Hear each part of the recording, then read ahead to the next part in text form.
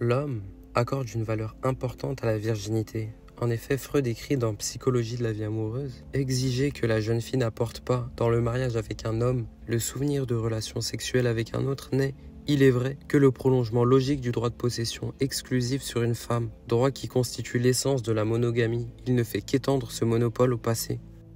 Celui qui déflore la femme dépasse les résistances qui ont ancré en elle les influences de son éducation et noue avec elle un rapport durable auquel personne d'autre n'a plus accès.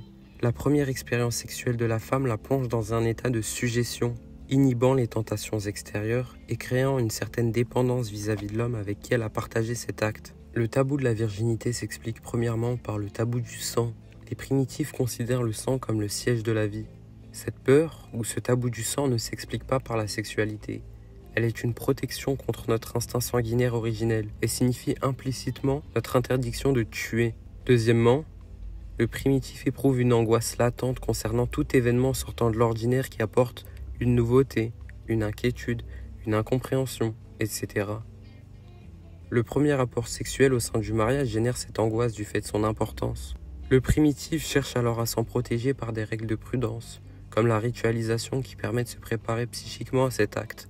Ces deux explications, l'angoisse de la première fois et la peur du sang, se renforcent. Effectivement, le premier rapport sexuel est un acte sérieux, à plus forte raison s'il y a un écoulement de sang.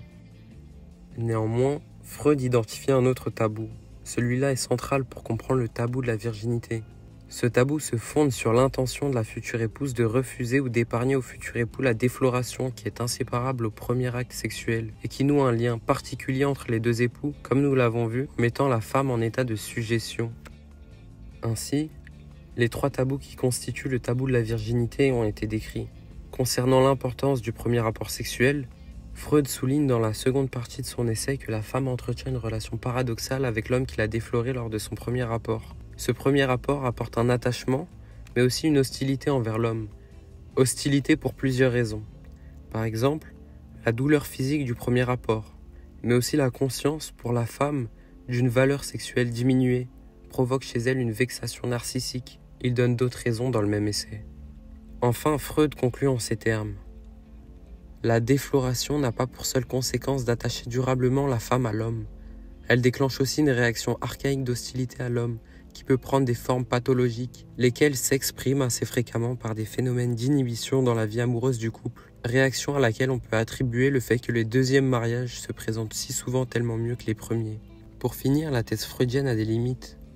Freud base parfois ses explications sur les attitudes des peuples dits primitifs. Je pense qu'à son époque, ces peuples étaient considérés comme plus proches de la nature, donc de leur inconscient, et éloignés de la civilisation. L'analyse de ces peuples nous donne ainsi accès à des explications sur notre comportement et attitudes instinctifs. Ce sont des explications qui relèvent moins d'une réalité universelle que de mythes sociaux, c'est-à-dire des idées du temps de Freud. Elles n'ont pas de valeur scientifique aujourd'hui.